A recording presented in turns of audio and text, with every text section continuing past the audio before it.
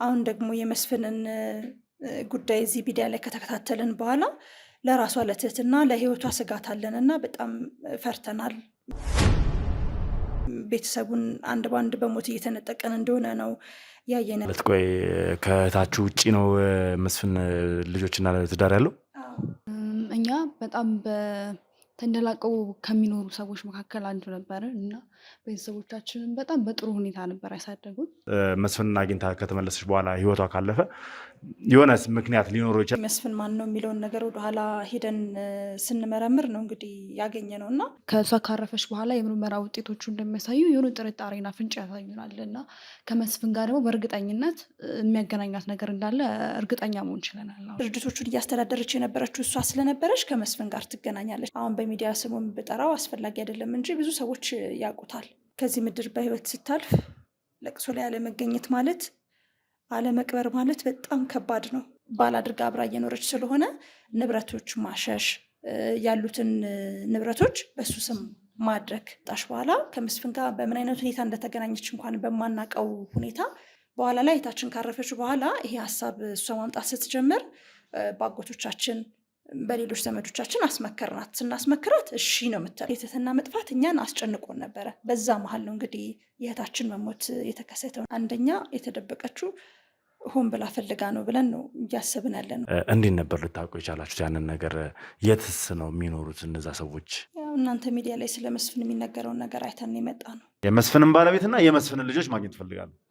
ከዛ በኋላ ያለውን ነገር እያንዳንዱ ነገር ከነሱ ምላሽ እናገኛለን። እርግጠኛ ነኝ ያን የመስፍን ራሱ መምጣቱ አይቀርም። ፋብሪካው አይደለም ድርጅቶቹ አይደሉም እያሳሰቡን ያሉት። የቤተሰቦቻችን ስም ጠፍቷል። እሱም አይደለም እያሳሰበን ያለው። እህታችንን ማግኘት ነው የምንፈልገው። ሰብስክራይብ በማድረግ ቤተሰብ መሆናችሁን አትርሱ።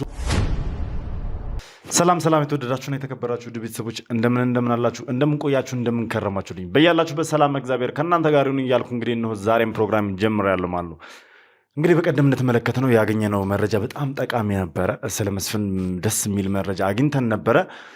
መስፍን የራሱ የሆነ ህይወት እንዳለው ደርሰንበት ነበር እና ስለዛም ጉዳይ እንግዲህ እያጣራን በነበረ ሰዓት ከዚህ ጉዳይ ጋር የሚያገናኛቸው ሰዎች እንግዲህ እኔን ለማናገር ፈልገውኝ አግኝተውኛል።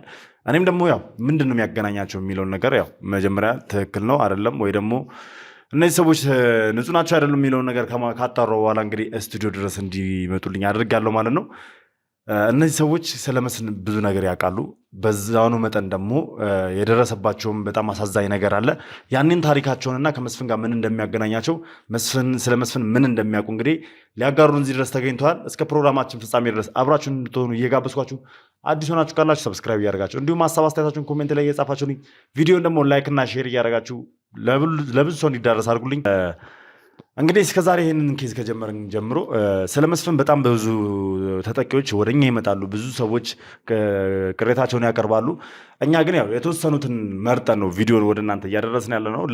እናንተ ስለ መስፍን ማወቅ ያለባችሁ ነገር እንድታውቁ ብለን ነው እንግዲህ የተወሰኑ ሰዎችን ኢንተርቪው እያደረግን ወደ እናንተ የምናደርሰው ማለት ነው።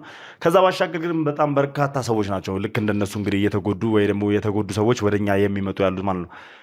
ለማንኛውም እኛም እስከ መጨረሻው ድረስ ታግለን መስፍንን በህግ ቁጥጥር ስር አውለን ፍትህ እንዲሰፍን እሱም ቅጣቱን እንዲያገኝ የቻልነውን ነገር እናደርጋለን። እስከ ፕሮግራሜ ድረስ አብራችሁን ቆዩ። መልካም ጊዜ፣ መልካም ቆይታ። በድጋሚ እንግዲህ ፈቃደኛ ሆናችሁን የምፈልጋችሁ ስቱዲዮ ድረስ ስለመጣችሁ ከልብ አድርጌ አመሰግናለሁ። እስኪ ከትውውቅን ጀምር። ማን ልበል? ራሄል እባላለሁ። እሺ ራሄል። እሺ አንቺ ስህቴ? ሶስና እባላለሁ። እሷን ነገር ከፋል። ሶስና እባላለሁ። እሺ ሶሲ፣ ያው እንግዲህ የኔን ቪዲዮዎች ተመልክታችሁ ከመስፍን ጋር የሚያገናኛችሁ ነገር ስላለ ስለዛ ታሪክ ልታጫውቱኝ ነው እዚህ የመጣችሁት። እስኪ መጀመሪያ ከእናንተን ጀምርና ራሄልና ሶስና ማን ናቸው? እስኪ እኔ ራሄል እባላለሁ። የሶስና እህት ነኝ። የትህትናም እህት ነኝ። ትህትና ታናሽ እህቴ ናት። ከመስፍን ጋር የሚያገናኘን ነገር ትህትናና መስፍን እኛ ባላወቅነው መንገድ ትዳር መስርተው አብረው እየኖሩ ስላገኘናቸው ነው። ይህን ይመስላል። ኦኬ እሺ። ያው ግንኙነታችሁ እንግዲህ ከመስፍን ጋር መስፍን ለእናንተ እንደ አማች ነው ማለት ነው? ህጋዊ ያልሆነ አማች ነው። እስኪ ስለ ቤተሰባችሁ ማለት አስተዳደጋችሁ ምን ይመስላል? ያው እንደነገርሽኝ ከሆነ ትህትና የመስፍን ባለቤት ነች እያልሽኝ ነው። ባለቤት ስንል ህጋዊ ጋብቻ የላቸውም። እኛ ትህትናታችንን በጣም እንወዳት ነበረ። ውጭ ሀገር ትኖር ነበረ። ከመጣሽ በኋላ እዛም እያለች እንድታገባ ታናሽ እህቴ ናት በነገራችን ላይ እንድታገባ ትዳር እንድትይዝ ኑሮ እንድትመሰርት ልጅ እንድትወልድ ራሷን እንድተካ እንፈልግ ነበረ። በጣም ጉጉታችን ነው። እኛም ከቤተሰቦቻችን የወረስነውን ሀብት ስናስተዳድር ሱቆቹም ድርጅቶቹም ትህትናም ማብራት አስተዳድር ነበር። ግን ችግር ውስጥ አልነበርንም። ይሄንን ያህል ተካፍለን ምናምን ሳይሆን ስንኖር የነበረው በጋራ ነበር እያስተዳደርን ምንኖር የነበረው። እኔም ትዳር ይዤ ልጆቼን እያሳደግኩኝ ቤቴን እየመራው ሶስናም እንደምታያት እየተማረች በብዙ ነገር ወጪዎቿን የምትሸፍን ነበረች። እዚህም ያለው ስራ እንዳለ ሆኖ ማለት ነው። ነገር ግን ትህትና ወደ አዲስ አበባ ከመጣሽ በኋላ እኛ እንዳልናት በሽማግሌ ተልኮ ወዳ ተወዳ ሳይሆን በአጋጣሚ ጓደኛ ይዛ ተገኘች። እስኪ መጀመሪያ ውጭ ነበረች ብለሽኛል። ከዛ በፊት ስለ ቤተሰባቸው የምናስተዳድረው ድርጅቶች አሉን ብለሻል።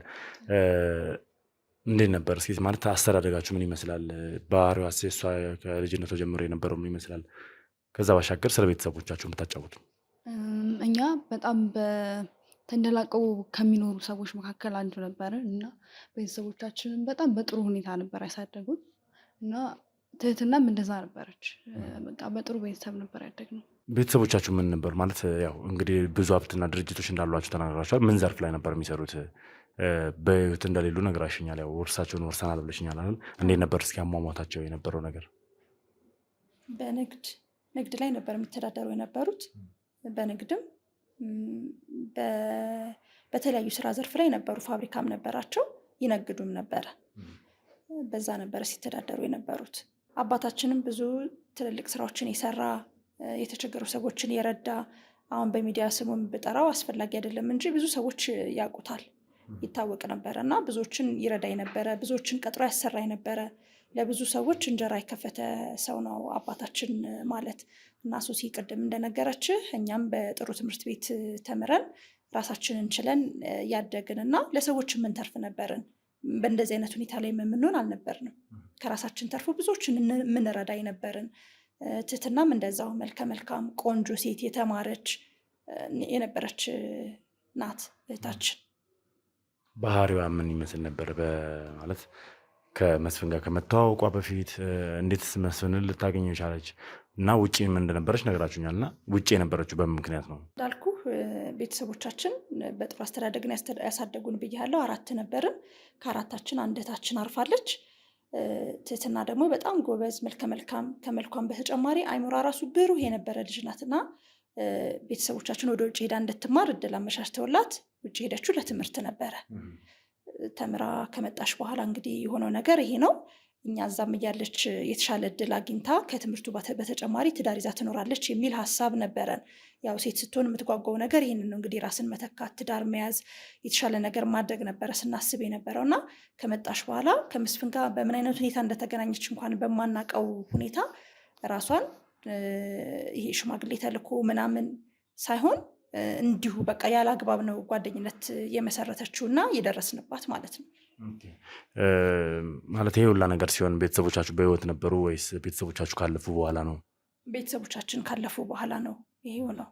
ባይገርምህ ትህትና በቃ እኛ ራሱ እንደሷ ሁኑ ተብላን ነበር ያደግነው እና እኔ ራሱ በጣም ነበር ሰፖርት የምታደርገኝ።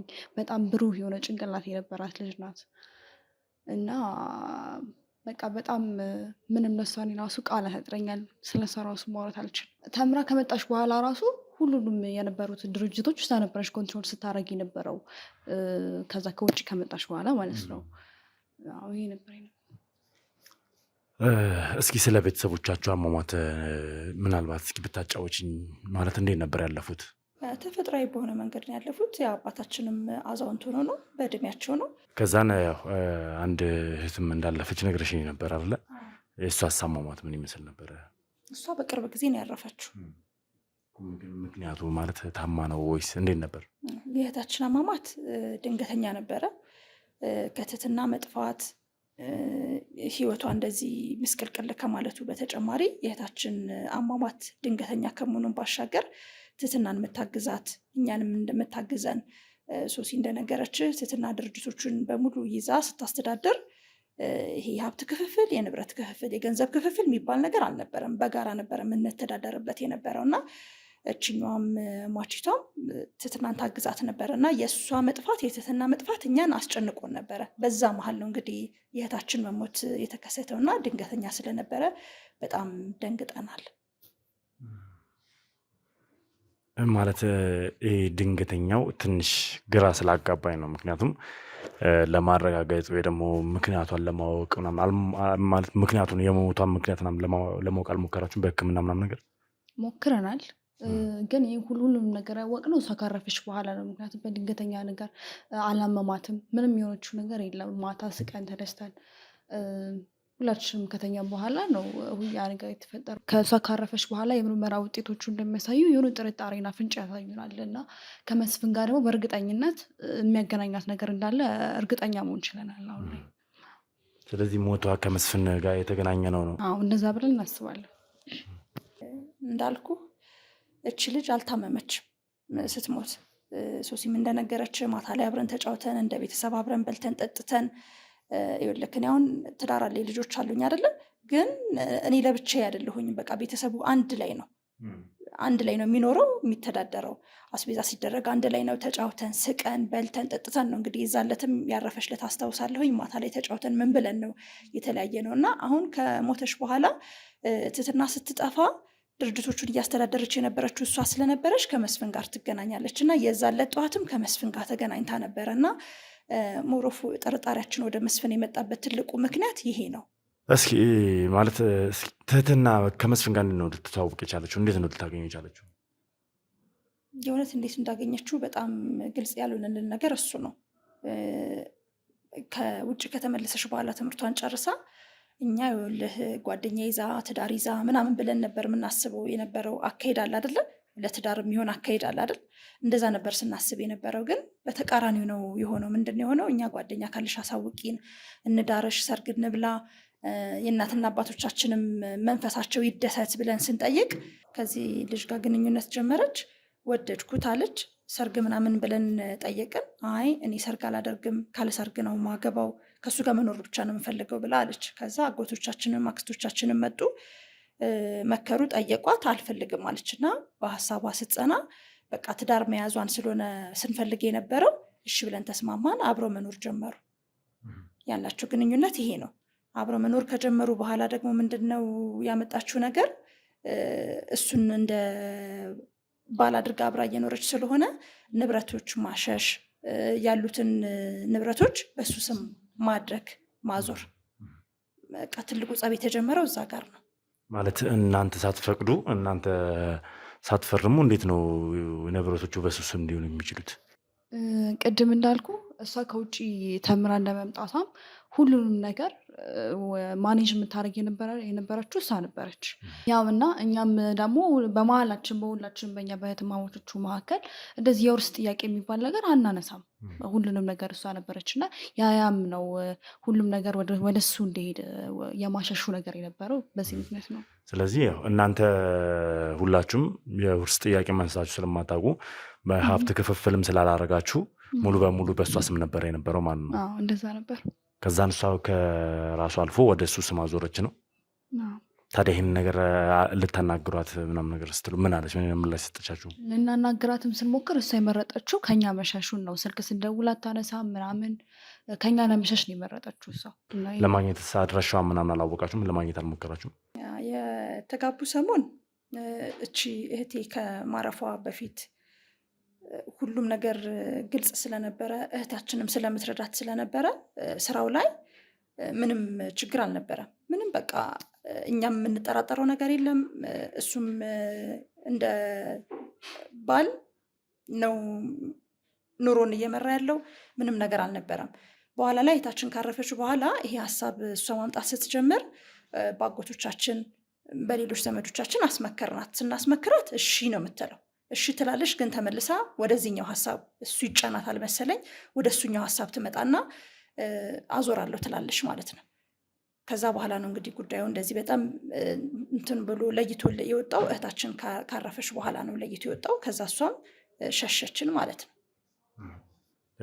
ስለዚህ ንብረቶቹን በጠቅላላ ወደ በሱም ዞረ። በእናንተ ምንም የሆነ የቀረ ነገር የለም ነው? ምንም በእኛ አሁን እንደምታየው በፊት የነበረን ሌቭል እና አሁን ላይ ያለንበት በጣም ጭራሽ የማይገናኝ ነው። በፊት ተንደላቀን የምንኖር የነበረን ሰዎች ነበርን። አሁን ግን ያው እንደምታየው ነው እና ምንም የሚቀረን ነገር የለም። ምንም ሁሉም ንብረት ወደ እሱ ዞሯል። እሷንም ደግሞ ልናገኛት አልቻለም እና ይሄ ነው። ይሄ ሁላ ነገር ሲፈጠር መቼም እሷ ንብረቶችን በምታሸሽ ሰዓት እንግዲህ እህቴ ታናግራት ነበር ምናምን ብለሽኛልና ከዛም ባሻገር ደግሞ እሷንም ብቻ ሳይሆን መስፍንንም ታናግረዋለች ብለሽኛል እና የሞተች ቀን ደግሞ መስፍንን ልታናግረው ሄዳ ነበር ብለሽኛል። ስለዚህ ነገር እህታችሁ ታውቅ ነበር? ማለት ያው ምናልባት ለቅሶ ላይ ትገኛለች ብዬ ስለማሰብ ነው። ለቅሶ ላይ ተገኝታ ነበር እህታችሁ? ለቅሶ ላይ አልመጣችም። ለቅሶ ላይ አልተገኘችም። በጣም ስሜታችን የሚጎዳን እሱ ነው። አንድ ማህፀን ላይ ተኝተን ተወልደን አድገን እህቷ ከዚህ ምድር በህይወት ስታልፍ ለቅሶ ላይ አለመገኘት ማለት አለመቅበር ማለት በጣም ከባድ ነው። እኛንም የጎዳን ይህንንም ነገር ወደ እናንተ ይዘን የመጣንበት ነገር ከሀብቱም ከንብረቱም ከሁሉም ነገር በላይ ይሄ ነው ወደዚህ ያመጣንና እህቷን አልቀበረቻት። ሌላኛው ስጋታችን ሟችቷን አለመቅበሯ ብቻ ሳይሆን እሷም ከቤቱ ሸሽታለች፣ ከቤተሰቡም ርቃለች፣ ስልኳን ቀይራለች። በፊት ባጎቶቻችንም ስልክ ስናወራት እናገኝ ነበረ። ማይክ ላይ እያደረጉ ምናዳምጥ ነበር ያለችበትን ደረጃ። አሁን ግን ጭራሽ ስልኳን ቀይራለች። አሁን ደግሞ የመስፍንን ጉዳይ እዚህ ሚዲያ ላይ ከተከታተልን በኋላ ለራሷ ለትህትና ለህይወቷ ስጋት አለንና በጣም ፈርተናል። ቤተሰቡን አንድ በአንድ በሞት እየተነጠቀን እንደሆነ ነው ያየን ያለ ነው እና ስጋታችን ይሄ ነው። ስለዚህ አሁን ያው ለእህታችሁም ጭምር እየፈራችሁ ነው ማለት ነው። ምን ያህል ጊዜ ሆናችሁ? እስኪ እህታችሁን ካናገራችኋት ወይ ደግሞ ያለችበትን ካያችሁ ምን ያህል ጊዜ ሆናችኋል? እህታችንን ካየናት በጣም ረጅም ጊዜ ሆኖናል። በጣም ያው አንደኛው እህታችን ካረፈች በኋላ ምናምን የሆነ ሰዓት ላይ እናያታለን። ግን እህታችን ካረፈች በኋላ ጭራሽ አይተናት አናውቅም። እና ደግሞ አንዳንዴ እሷ ሳታየን ሄደንም እናያት ነበረ እና የሆነ ሰዓት በምንሄድበት ሰዓት ጭራሽ እሷን ማግኘት አልቻልም። ትኖራለች የተባለበት ቦታም ሄድን፣ ግን ጭራሽ እናገኛት አልቻልም። እህታችሁ ከማለፏ በፊት በተደጋጋሚ እየተደበቃችሁ ታያት ነበር ነው? ስትገባ ስትወጣ በመኪና እናያት ነበረ። ስትገባ ስትወጣ ያለችበት ሁኔታ ማለት የጤና ሁኔታ ከሆነ ከቅርብ ሰው እዛ አካባቢ ካለ ሰው ምናምን ስለ እሷ ልታጣሩ አልሞከራችሁ? ልናጣራ ሞክረን ነበረ፣ ግን አንዳንዶቹ እርጉዝ እንደሆነች ምናምንም የነገሩን አሉ፣ አይደለችም የሚሉም አሉ። ግን አብዛኛው እርጉዝ እንደሆነች ነግረውናል። አዎ። እናም ይሄን ደግሞ የሰማነው ከአመት ከ3 ወር ምናምን ቢሆነው ነው። ከዛ ከአመት ከ3 ወር በፊት ነው ይሄን የሰማነው። ታዲያ ይህንን ስትሰሙ ቢያንስ ማለት ተደብቆ ከማየት ይልቅ እንግዲህ እህታችሁ ጸንሳለች ስትባሉ ቢያንስ ቀረብ ብላችሁ ለማናገር ያለውን ነገር ለመፍታት ቤተሰባዊነትን ለመመለስ አልሞከራችሁም? እንዴት አድርገን እንመልሳለን? አንደኛ የተደበቀችው ሆን ብላ ፈልጋ ነው ብለን ነው እያሰብን ያለ ነው። ሁለተኛ መካከል ላይ አቶ መስፍን አለ። አቶ መስፍን ደግሞ ስለታችን ስናጣራ እሱም ባለትዳርና የ2 ልጆች አባት እንደሆነ ደርሰንበታል ከሌላ ሴትና። ማለት ቆይ ከእህታችሁ ውጭ ነው መስፍን ልጆችና ትዳር ያለው? ከእህታችን ውጭ ሌላ ትዳርና ልጆች አሉት እና በጣም ፈርተናል። ማለት ይህንን ነገር ታዲያ ስታውቁ ለምንድን ነው ለእሷ ያልነገራችኋት? ያለውን ነገር ነግረናታል። መጀመሪያ ላይ እኮ በፍቅር ስለታወረችውን ምን ይሁን አላወቅንም፣ ልትሰማን ፈቃደኛ አይደለችም። ስለዛም ነው ንብረቶቹን ሁሉንም በስሙ ያዞረችለት። በኋላ ላይም ሽማግሌዎች ስንልክ የቤተሰብ ሽማግሌ ነው የነበረው። መጀመሪያ ላይ ታወራን ነበር ብያለሁ ቅድም እንደነገርኩ። በኋላ ላይ ግን ስልኳን ሁሉ ቀየረች። እንዴት አድርገን እናገኛት? መኖሪያ ቦታም ይቀያየራሉ።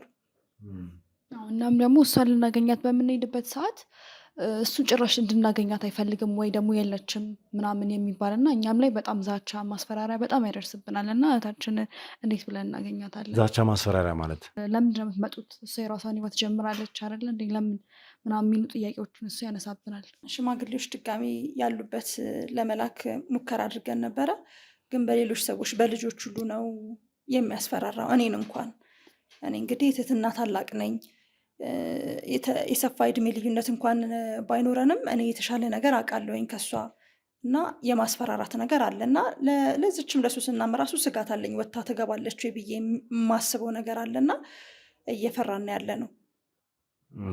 እየነገራችሁኝ ያላችሁ ነገር በጣም ከባድ ነው። ምክንያቱም እኔ አሁን ከነገራችሁኝ ነገር አንጻር ትህትና በሰላማዊ ደግሞ በጤናዋ ነው ብዬ አላምንም። ምክንያቱም ልጆችና ሚስት እንዳለው እየተነገራት እያወቀች ከሆነ ይህን ሁላ ነገር እያደረገች የነበረው እኔ በጤናዋ ነው ብዬ ልቀበለው አልችልም። ምክንያቱም ወይ በሆነ ነገር ራሷን ከምንጭራሽ እንዳታቅ ተደርጋለች፣ ወር ደግሞ አሁን ላይ ብዙ አይነት ነገሮች አሉ እንደዚህ አይነት ነገሮችን ሊደረጉባቸው የሚችሉትና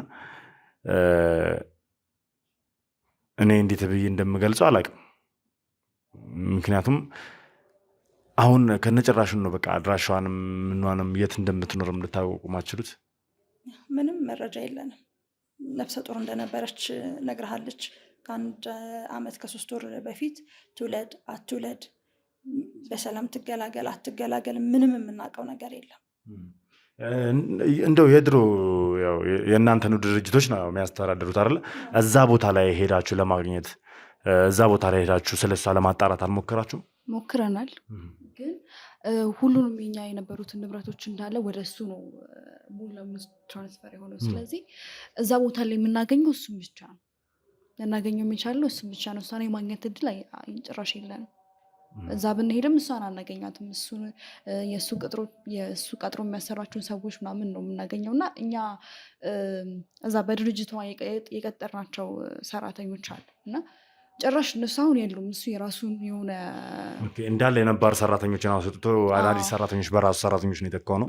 ስለዚህ ሁሉም የእሱ ወገኖች ስለሆኑ ለእኛ መልስ የሚሰጠን ሰው አልናገኝምም፣ የለም። የድርጅታችን ስም ተቀይሯል። ሎጎ ራሱ ሁሉንም ነገር ነው በቃ የቀየረው። እንደው መስፍንን በብዛት እንደው እዛ ቦታ ላይ ስትሄዱ መስፍንን አግኝታችሁ ታውቃላችሁ? እዛ ቦታ ላይ ይገኛል እሱ? በፊት ላይ እናገኘው ነበረ።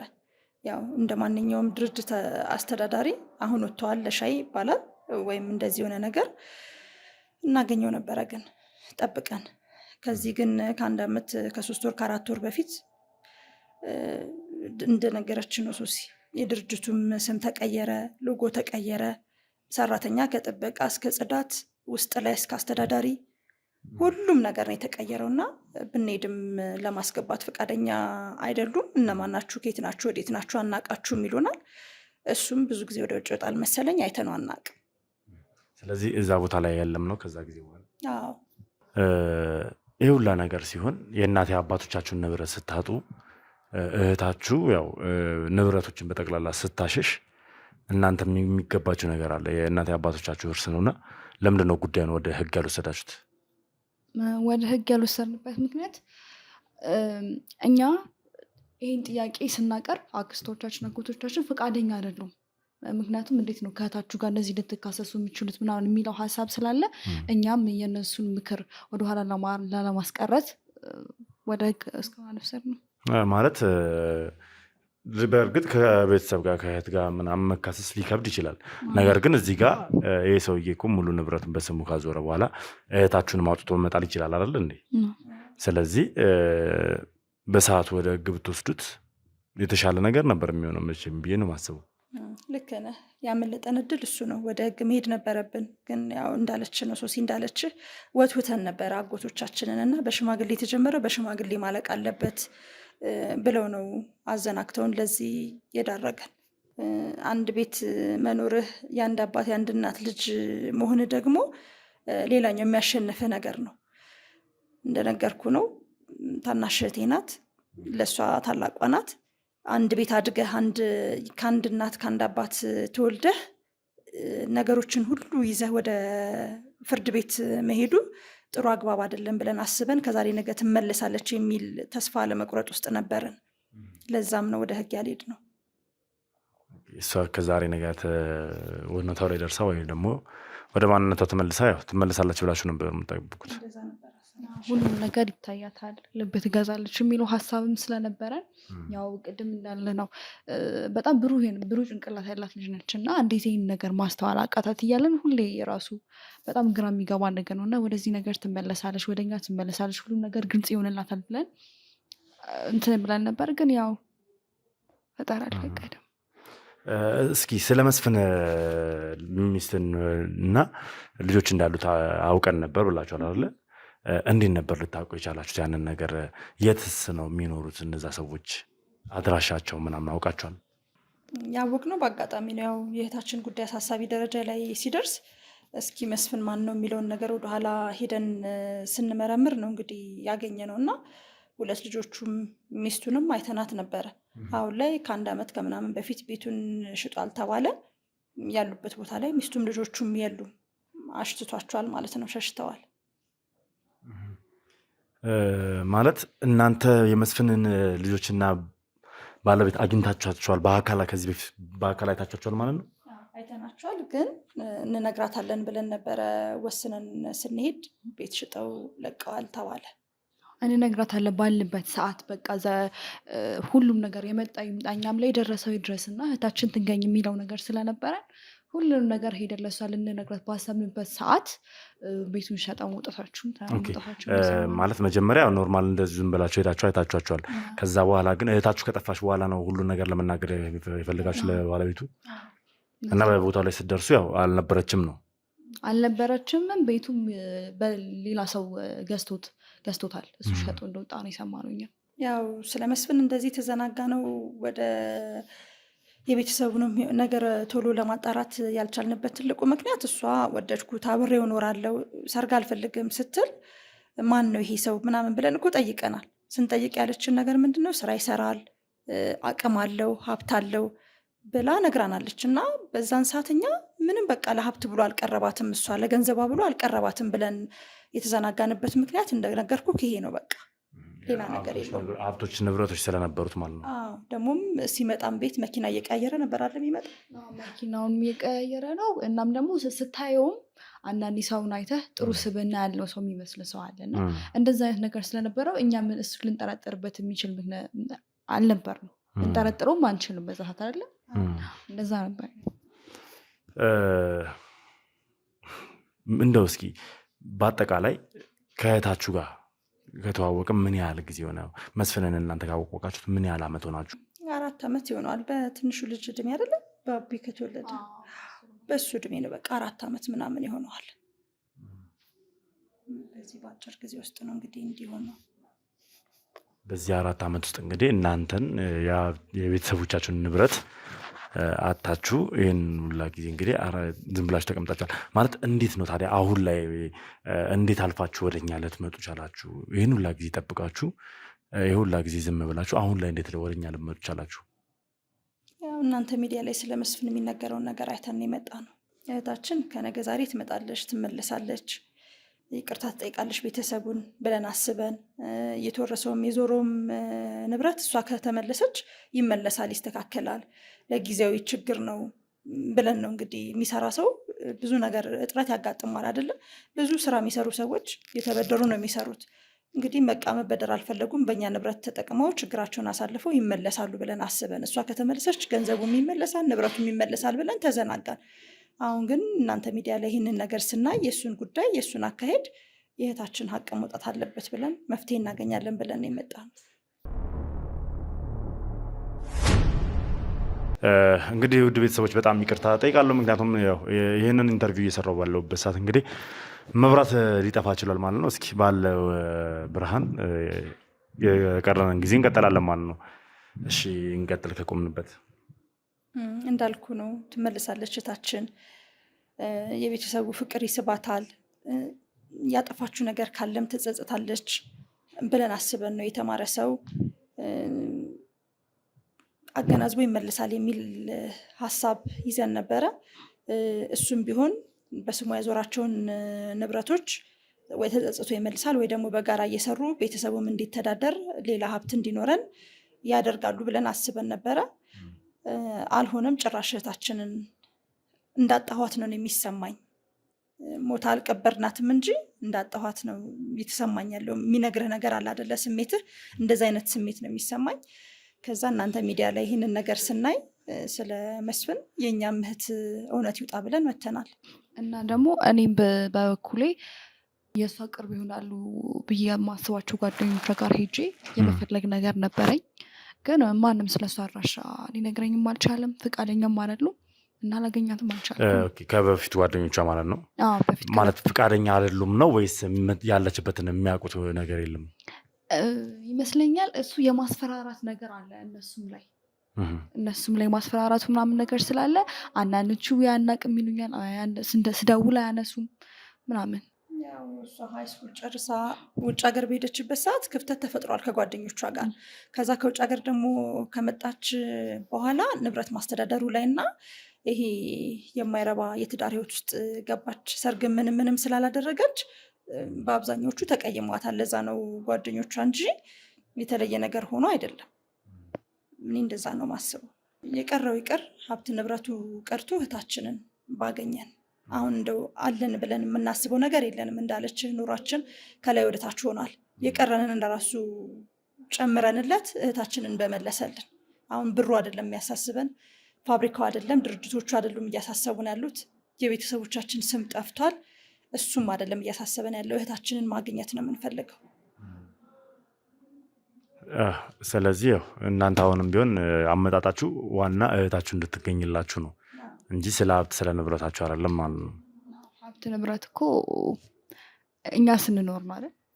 እና እኛ እህታችንን ብቻ ነው የምንፈልገው። ሀብት ንብረት ጭራሽ አይምሯችን ውስጥም የለም እሱ ነገር።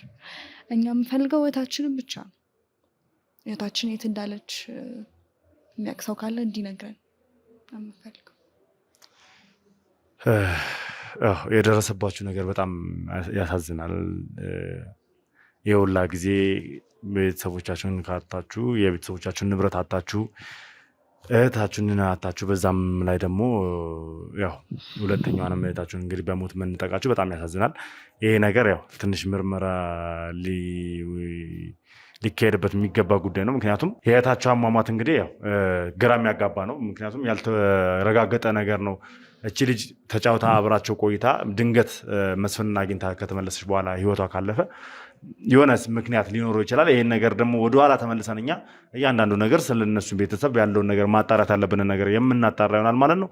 ከዛ ባሻገር ደግሞ ያው የሰማነው ጥሩ መረጃ ነው። ምክንያቱም በቀደምም እንግዲህ እንደሰማችሁት ሁላችንም በጣም ግራ ያጋባን ነገር መስፍን ልጆችና ሚስት እንዳለው መስማታችን ለሁላችንም አስደናቂ ዜና ሆኖብን ነበር። ምክንያቱም መስፍን የትኛውን ቦታ በላይ ብንሄድ ከስጋ ዘመዶቹ ውጪ ማንም ሰው ኢቭን የስጋ ዘመዶቹ አጎቱንም ጨምሮ መስፍን ልጆች እንዳሉት አልነገረንም ነበር። የሚያውቀው ሰው የለም። ነገር ግን አጋጣሚ የሆነው ደግሞ ልክ እንደዚህ ከሹፌሩ ሰምተናል ያለውን ነገር። ሹፌሩም በሚያጠራጥር ሁኔታ ነው የሰሙትም ብሎን ነበር። ከዛ ባሻገር ደግሞ ይኸው ዛሬ የምናረጋግጥበትን እድል አግኝተናል። የምርም መስፍን ልጆች እንዳሉት እዛ ላይ እየሰራን ያለ ነው። አልተቀመጥንም። እዛ ላይ እየሰራን ያለ ነው። እያፈላለግን ያለ ነው። የመስፍንን ልጆችና ቤተሰብ እያፈላለግን ያለ ነው። አሁንም በተቻለን አቅም ጥረት እናደርጋለን ለማግኘት። ግን አሁን ሁለት አይነት ሀሳብ ነው አእምሮ ላይ እየተመላለሰ ያለው። ሹፌሩ የሰማው ልጆቹን ይዘሻቸው ከሀገሩ ውጪ ሲላት ነበረ። ለምንድነው እስከዛሬ ይዘሻት ያልወጣሽው ሲላት ነበር። ማንን ነው ሲላት የነበረው? አሁን እዚህ ጋር ግራ የሚያጋባኝ ነገር ተከስቷል። ምክንያቱም እዚህ ጋር እየነገሩን እንዳሉት ከሆነ የእነሱ እህት ከመስፍን ጋር ነች፣ የመስፍን ባለቤት ነች እያሉን ያሉት ደግሞ ሌላ ትዳር አለው፣ ሌላ ሚስት አለው። ከዛም ባሻገር እንዳሉት ደግሞ የእነሱ እህት ከመስፍን አርግዛ ከነበረ ልጅ ይኖራታል ብዬ አስባለሁ። ያ ማለት አሁን ሁለት ቤተሰብ ነው ያለው ነው። የትኛዋን ነው ከሀገር ይዛ እንድትወጣ እየመከረ ያለው? የትኛዋን ነው ከሀገር ይዘሽ ውጭ እያለ እየተናገራት ያለው?